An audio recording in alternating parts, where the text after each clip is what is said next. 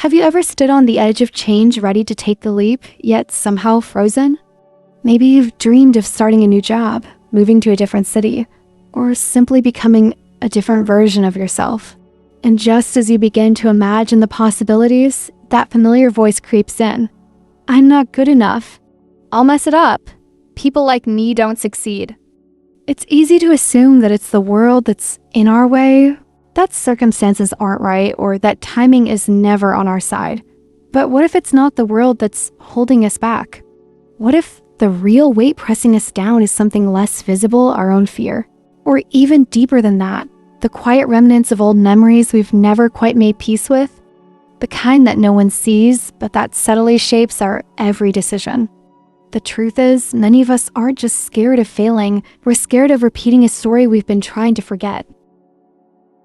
1. Fear. The shadow of possibilities not yet lived. There's a kind of silence that settles in when you stand at the edge of a new beginning. A job opportunity, a creative idea, a relationship that feels both exciting and uncertain. You feel the pull forward, but also the heavy hand of hesitation. For many women, this invisible tug of war is more familiar than they'd like to admit. It's not that we don't want more for ourselves, it's that the closer we get to change, the louder fear seems to grow. Fear wears many faces. Sometimes it's the fear of failure, what if I try and fall short? Other times, it's the fear of being judged, what will people say? And quite often, it's the fear of letting others down, what if I succeed, but at the cost of someone's expectations of me? Then there are the subtler fears, the ones that rarely get spoken aloud. The fear of not being enough, not smart enough, not talented enough, not attractive enough. The fear of standing out too much, or not standing out at all. The fear of claiming space in a world that has taught you to shrink politely at the edges. But here's the truth. Fear itself isn't weakness. It's a natural, even protective, response to uncertainty. It's the body's way of saying, are you sure you want to leave the familiar? And there's wisdom in that. After all, not every risk is worth taking, and not every door should be walked through. Fear can help us pause, reflect, and calculate. But the trouble comes when we mistake fear for fact, when we assume that just because we're afraid, it must mean we're not ready, not capable, not worthy. Living entirely within the boundaries of what feels safe might shield us from discomfort, but it also shields us from growth. Comfort zones are cozy, but they rarely expand on their own. If anything, they tighten the longer we stay in them. Over time, we begin to believe that what is familiar is also what is possible, and that anything beyond that is simply not for us. What we often forget is that courage doesn't mean the absence of fear. It means moving with it. It means making room for fear at the table, but not letting it take the lead. It means acknowledging that yes, we might fail, we might be misunderstood. We might not get the result we hope for, but we'll still be okay. Because who we are is not defined by the outcome, but by the willingness to try. Fear is not the enemy, it's a signal. And sometimes the very fact that we're afraid is proof that we're standing in front of something that matters. 2. Memory, the invisible wounds that shape our present. If fear is about what hasn't happened yet, memory is about what already has, and both have the power to influence how we move forward. Memory isn't just a file we keep in the back of our minds. It's a lens, often invisible, through which we interpret our lives today. And for many women, it's memory, not reality, that drives the decisions we make and the risks we avoid. Maybe you once worked hard for something, only to be told it wasn't enough. And now, every time you're recognized or complimented, you quietly doubt if you really deserve it.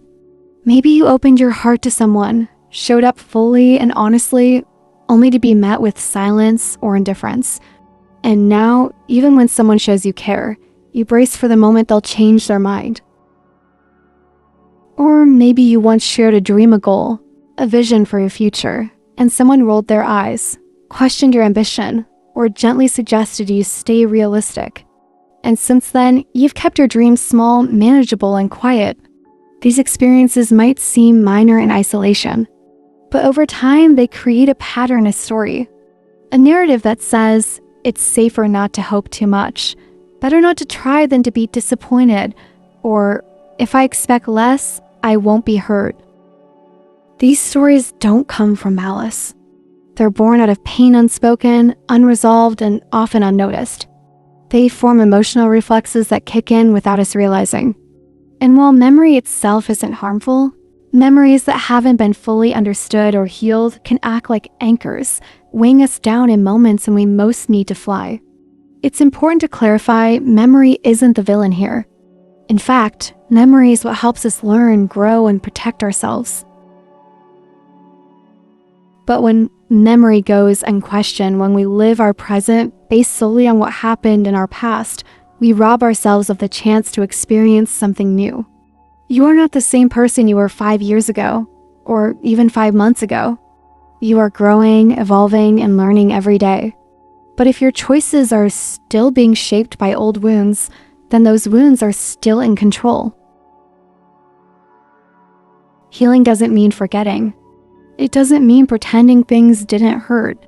It means gently, patiently returning to the places that made us flinch and asking ourselves what we needed then and how we can give that to ourselves now. It means rewriting the script from I was rejected, so I must not be worthy, to I was rejected and I'm still worthy. From I was overlooked, so I must stay small, to I was overlooked and I'm still allowed to be seen. Healing is not linear. Some days you'll feel strong and others you'll find yourself doubting everything again. That's okay. The goal isn't perfection, it's awareness. It's being able to say, this feeling, I know where it comes from, and then choosing to respond from the present, not from the past. Ultimately, fear and memory are not forces to be conquered, but companions to be understood. They don't have to dictate your choices. They don't have to decide what you go after or what you believe you deserve. The more you can separate who you are from what you feared or experienced, the more space you create for freedom, for possibility, for joy. So if you've ever felt stuck trapped between wanting more and not knowing how to reach it, pause and ask yourself this: is it fear holding me back or memory? Am I responding to what's actually in front of me or to something that no longer exists? Because here's what's true. You don't need to be fearless to move forward. You just need to be honest enough to see what's standing in your way and brave enough to not let it decide your future. A human perspective, this isn't just happening to you. There's a quiet kind of pain that many women carry, a subtle, almost invisible weight that doesn't show up in conversations, resumes, or photos, but lives quietly beneath the surface of daily life. It isn't loud or dramatic. It doesn't announce itself. But it's there shaping choices, coloring emotions, and sometimes holding us back without us even realizing it. What's important to understand is that this experience isn't unique to one woman. It doesn't belong to just a specific personality type or profession. It's not something you feel because you're too sensitive, too weak, or too cautious. It's something many women experience because, whether we realize it or not, we've been taught certain lessons over time. And these lessons shape not just how we see the world, but how we see ourselves. Many women grew up hearing messages that are often unspoken, but deeply absorbed. That sacrifice is noble, that silence is graceful, and that too much confidence can be mistaken for arrogance. Over time, these ideas are internalized so quietly that they begin to feel like truths rather than beliefs. They settle into our thoughts and behaviors. Apologizing when we haven't done anything wrong, minimizing our successes, or hesitating to speak up not because we don't have anything to say, but because we've been trained to second-guess whether we should. When you carry fear or unhealed memories, it doesn't mean you're broken. It means you've lived. You felt deeply. You've tried to protect yourself in ways that made sense at the time. It's not shameful to have fears. It's not weak to have memories that still sting. These are not personal failures. They are, in fact, very human responses to a life that often asks women to hold their breath, wait their turn, or shrink just a little to make others more comfortable. So, if you've ever wondered, why is this so hard for me? Or why can't I just move on? You're not alone. And more importantly, you're not wrong for feeling this way. The path to growth isn't a straight line. It doesn't demand perfection. It doesn't ask that you have everything figured out before you begin. It simply invites you to be honest with yourself and with the places inside you that still carry weight. You don't need to conquer every fear today. You don't have to rewrite every story all at once, but you can begin. You can begin to notice the thoughts that don't serve you anymore. You can begin to question the rules you never agreed to but somehow learned to follow. You can begin to speak gently with the version of you who once thought silence was safer than truth. You don't need to become someone else to grow. You just need to become more fully yourself. The self who knows that hesitation is not the same as weakness. That taking your time is not failure. That healing doesn't always look like transformation. It often looks like small, quiet shifts, choosing to try again, daring to say no, allowing yourself to want more.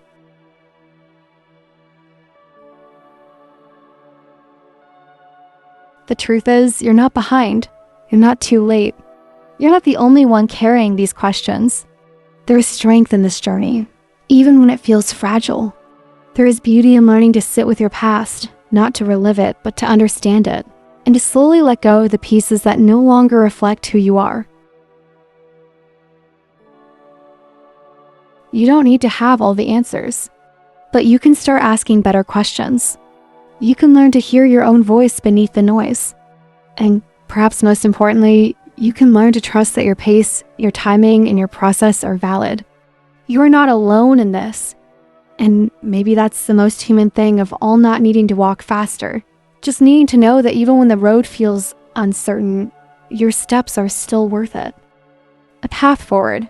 How to stop being held back by fear or the past. There comes a point in every woman's journey when she pauses, not because she wants to, but because something inside her tightens. Maybe it's hesitation. Maybe it's a memory. Maybe it's fear, disguised in logic, saying, not now, maybe later, or the all too familiar. What if I fail? At first, these whispers seem like caution, but over time they become cages, invisible yet powerful.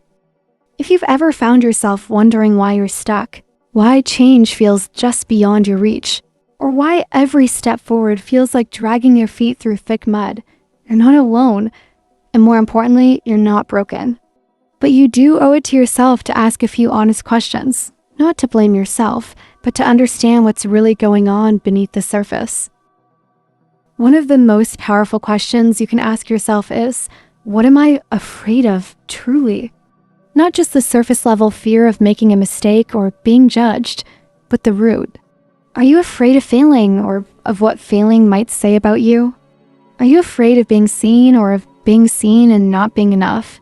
And then go one step deeper. Where did this fear come from? Did it start recently or has it been with you for years? Maybe since a single moment that didn't seem significant at the time.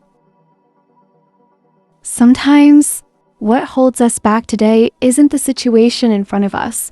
It's a lingering voice from the past we never questioned. A comment from someone we once admired. A time we tried and it didn't go the way we hoped. A pattern we built out of survival that no longer fits who we're becoming. Often, we're not reacting to life as it is. We're reacting to a version of life we once lived. A version that hurt us, embarrassed us, made us feel small. That past version created responses to protect us, like overthinking, avoidance, people-pleasing, perfectionism.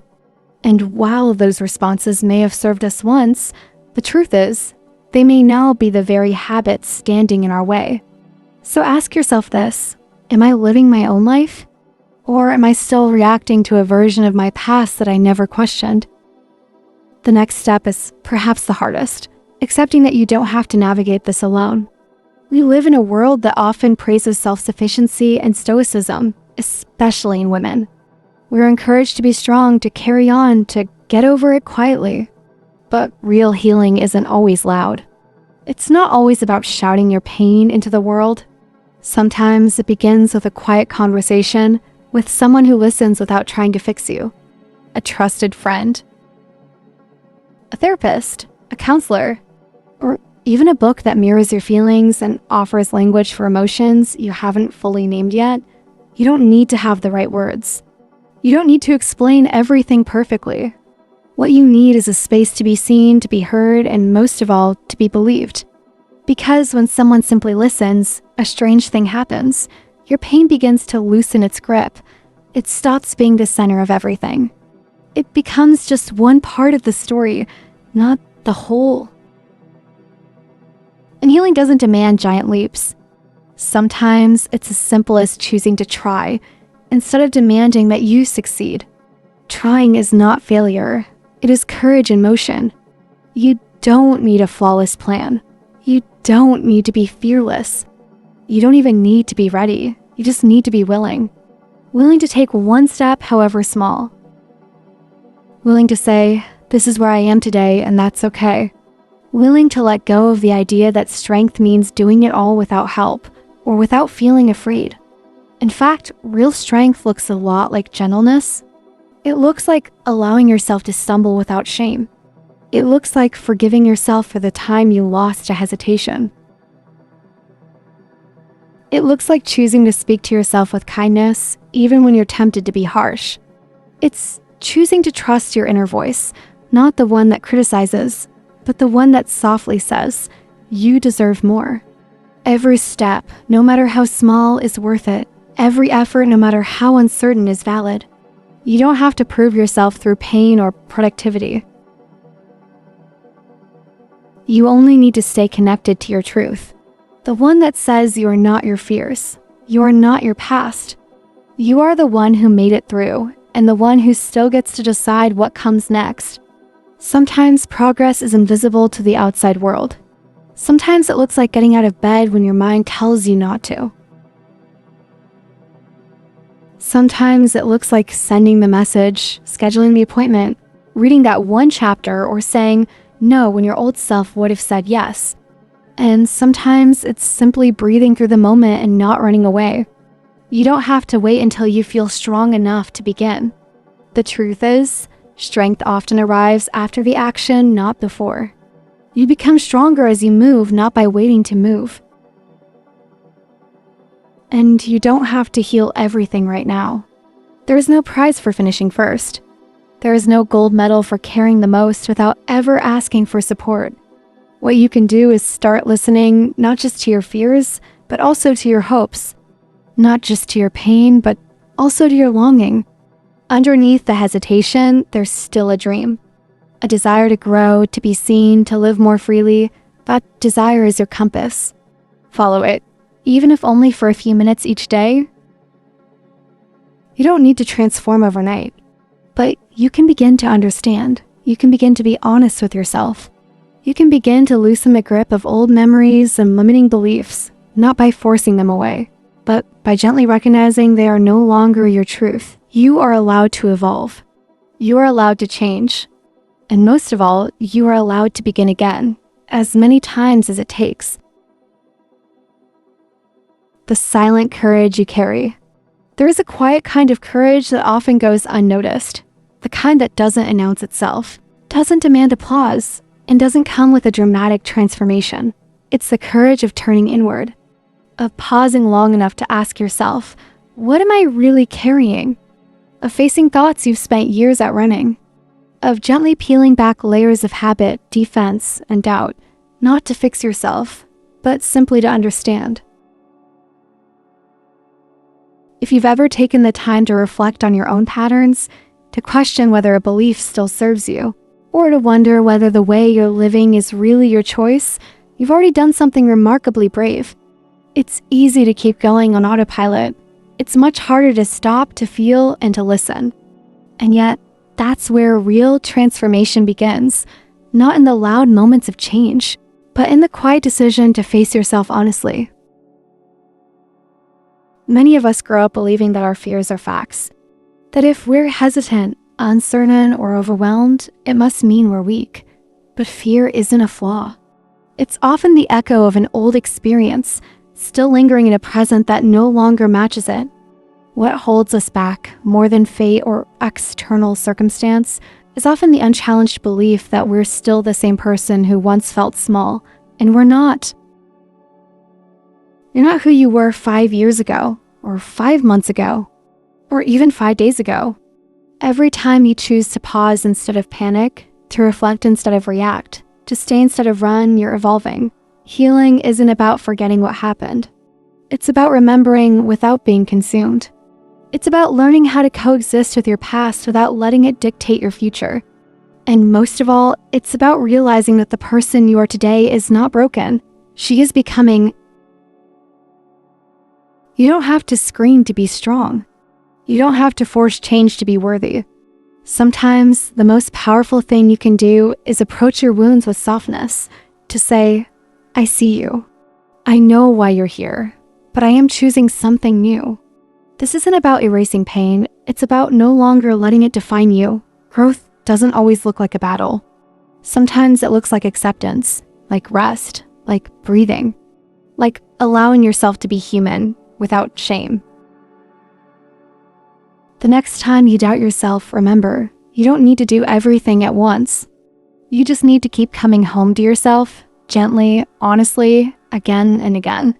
That's not a weakness. That's wisdom. And in that quiet, patient space, you'll find your power. Don't forget to like, share, and subscribe.